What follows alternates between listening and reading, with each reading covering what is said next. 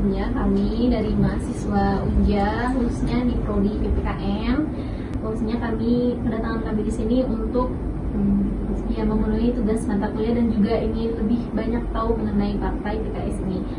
Kenalkan, saya Muhammad Nur, saya Ketua Bidang Humas di DPW PKS Provinsi Jambi.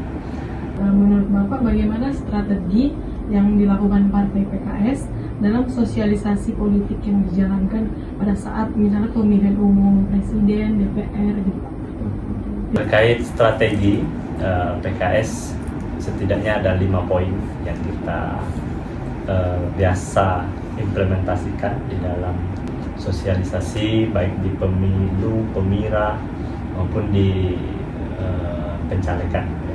Nah, yang pertama itu strategi kombinasi antara offline dan online. Jadi kita ada tatap muka, bertemu langsung dengan masyarakat luas. Jadi yang paling sering itu misalnya anggota dewan kita itu buat reses namanya.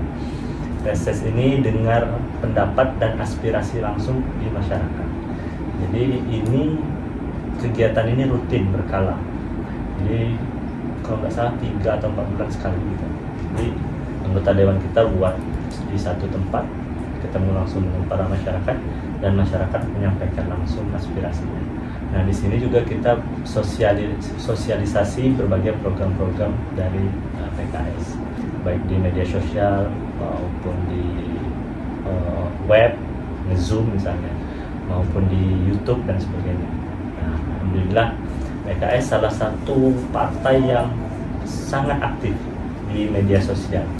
Misalnya YouTube PKS itu satu-satunya channel YouTube partai yang dapat silver play button. Kalau kawan-kawan lihat misalnya di TikTok atau Instagram, itu selalu aktif. Setiap hari ada konten-konten, dan kontennya tuh nggak selalu politik. Jadi kontennya sering tuh seru-seru anak muda. Itu. Kemudian yang kedua, strategi kita menyesuaikan dengan audiens. Contoh, kalau PKS banyak orang tahunya partai Islami misalnya. Nah, maka kita sosialisasinya ketemu dengan tokoh-tokoh agama, terus kita sering buat pengajian. Kita juga diterima di kalangan anak-anak muda. Misalnya kita buat acara pelatihan untuk anak-anak muda, baik itu kepemimpinan, pelatihan kreativitas, misalnya gimana desain grafis, gimana editing video, gimana main TikTok dan sebagainya. Nah, itu salah satu bentuk sosialisasi kita sesuai dengan audiensnya. Ya. Ketiga, kita kontennya itu selalu relevan. Di Provinsi Jambi misalnya, di Selasa kemarin demo kawan-kawan honorer. Lama nggak diangkat P3K, ada yang lama belum digaji. Nah, itu alhamdulillah PKS selalu terbuka menerima langsung para pendemo. Kita selalu proaktif menanggapi isu-isu yang relevan. Kemudian kita sosialisasinya bekerja sama biasa dengan tokoh maupun influencer. Kita punya banyak sekali tokoh. Jadi kalaupun PKS dikenalnya partai Islam, sebenarnya punya banyak sekali dewan pakar yang sesuai bidangnya masing-masing. Dewan pakar Kristen, Katolik, Hindu, Buddha, kemudian Dewan Pakar Kesehatan, dokter dan sebagainya, Dewan Pakar Budaya, seni budaya, pendidikan. Nah, kita punya semua itu. Jadi tidak benar sebenarnya kalau orang bilang PKS cuman partai Islam aja.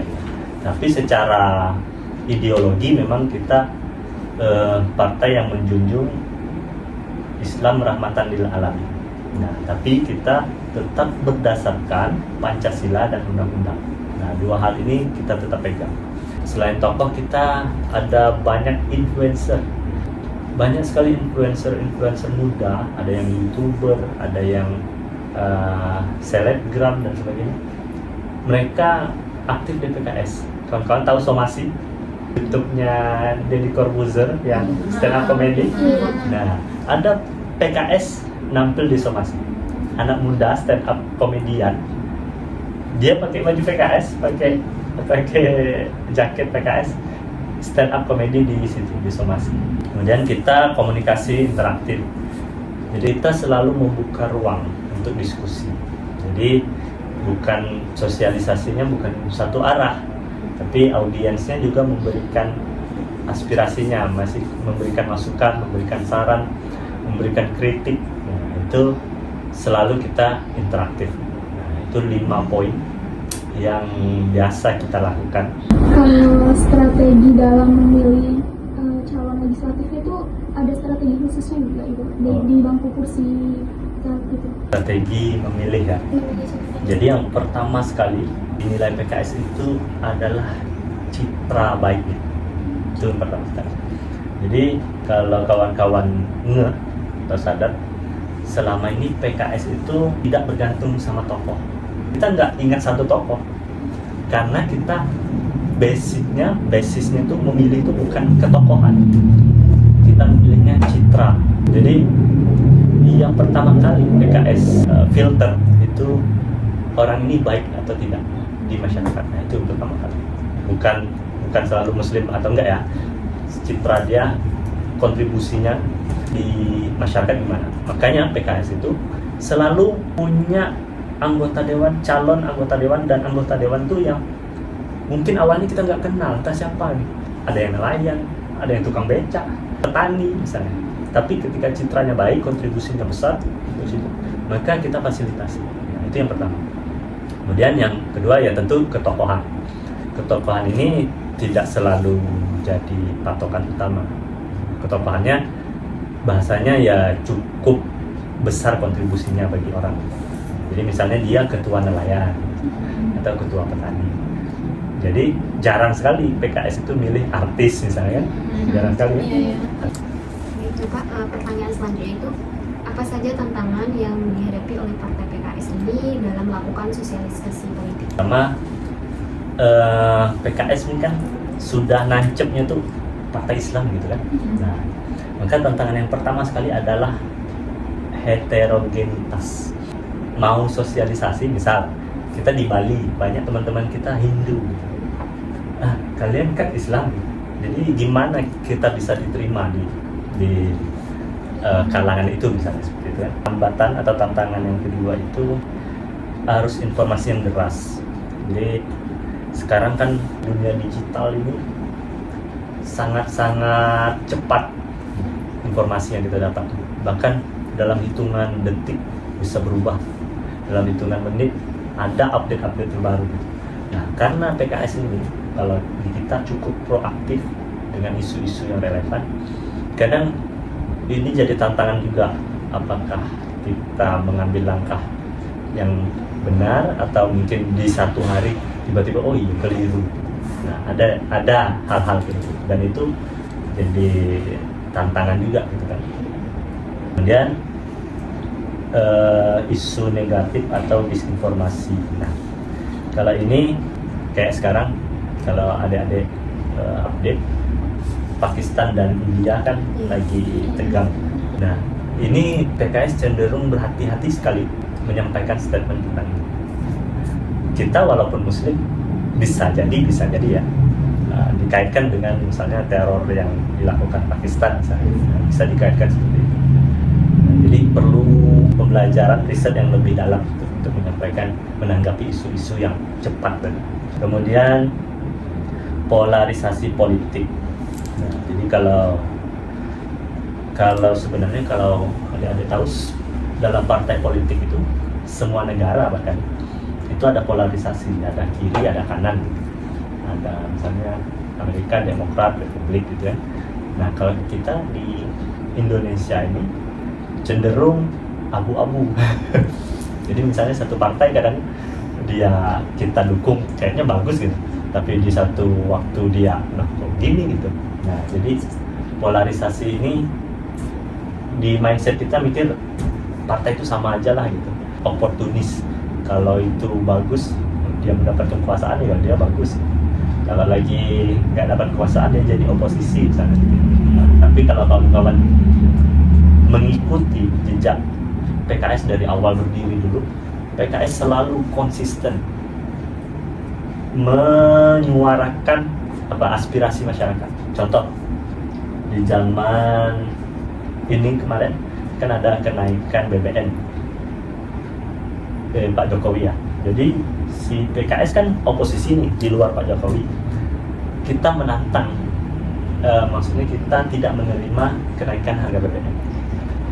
Orang yang baru tahu PKS tentu bilang ya wajar karena PKS kan bukannya koalisi, oposisi. Nah, tapi kalau kawan-kawan tarik ke belakang 10 tahun yang lalu misalnya, kita koalisi sama Pak SBY. Kita dalam kabinet Pak SBY. Ketika Pak SBY naikkan harga BBM, kita satu-satunya partai yang menolak. Yang koalisi ya. Yang oposisi PDI waktu itu menolak. Nah, jadi PKS di dalam pemerintahan menolak, PDI waktu itu di luar pemerintah menolak. Nah, tapi ketika Pak Jokowi, PDI koalisi di dalam, dia tidak menolak, dia menerima kenaikan harga. Nah, artinya PKS selalu konsisten menyampaikan aspirasi masyarakat. Kemudian keterbatasan sumber daya. Nah, ini sebenarnya bukan cuma PKS, tapi semua, bisa dibilang hampir semua partai. Jarang sekali ada regenerasi, terutama anak-anak muda. Banyak sekali anak-anak muda sekarang itu anti politik. Saya senang sekali adik-adik mau datang, mau terbuka, cerita, biar ngeh bahwa partai itu salah satu alat yang sangat strategis untuk kita membangun kebijakan, untuk kita mengubah peraturan. Mungkin itu kurang lebih 5 tantangan. Setelah kan nanti kan misalnya kalau pemilu kan Pak pasti adanya sosialisasi politik kan Pak dari partai ini. Pasti adanya kampanye. Nah, salah satu hambatannya gitu Pak dalam melakukan kampanye gitu Pak di suatu daerah gitu Pak. Kita kampanye nih, misalnya siapa kita anggap Pak Haris yang kalau di Jambi misalnya. Nah, kita kampanye di Tanjung Jabung Barat misalnya, atau Tanjung Jabung Timur. Itu kan basisnya lawan gitu kan. Nah, maka itu jadi tantangan tersendiri. Jangankan mau kampanye, kita datang aja belum tentu diterima. Nah, itu salah satu tantangan yang biasa dihadapi, dan itu kita juga terbuka dengan hal-hal seperti itu. Jadi ya tantangan dalam sosialisasi kampanye itu selalu ada hitam dan putih bagi masyarakat ya. Nah, karena masyarakat kita kan beragam. Jadi memang tidak bisa kita dengan satu cara, tidak bisa dengan hanya dengan menargetkan satu audiens atau satu segmen audiens kita. Nah, jadi tantangan yang utama sekali itu ya heterogenitas tadi. Baiklah, untuk pertanyaan selanjutnya, apa upaya atau solusi yang ditawarkan oleh Partai PKS dalam menghadapi tantangan tersebut? Dalam menghadapi tantangan heterogenitas itu, kita punya banyak sekali. Pertama, Dewan Pakar. Jadi misal kita di Bali, Dewan Pakar Hindu ada, Dewan Pakar Kesehatan punya, kemudian Dewan Pakar apa lagi. Jadi dari situlah kita membuat kebijakan dan strategi-strategi. Jadi basisnya kita mengambil tindakan itu bukan kira-kira atau rasa-rasa gitu ya, tapi memang di riset. Dan Dewan Pakar kita ngasih berbagai banyak bahan sebagai bahan riset, sebagai bahan evaluasi. Nanti strategi mana yang paling cocok, paling kuat untuk bisa kita implementasikan di lapangan. Jadi kita selalu punya tim, baik itu secara di lapangan maupun secara profesional, misalnya survei dan sebagainya. Jadi by data pekerjaan implementasi kita di lapangan. Mungkin itu. Kurang lebihnya kami mohon maaf sekiranya kami mengganggu atau mungkin kami mempunyai pertanyaan yang banyak.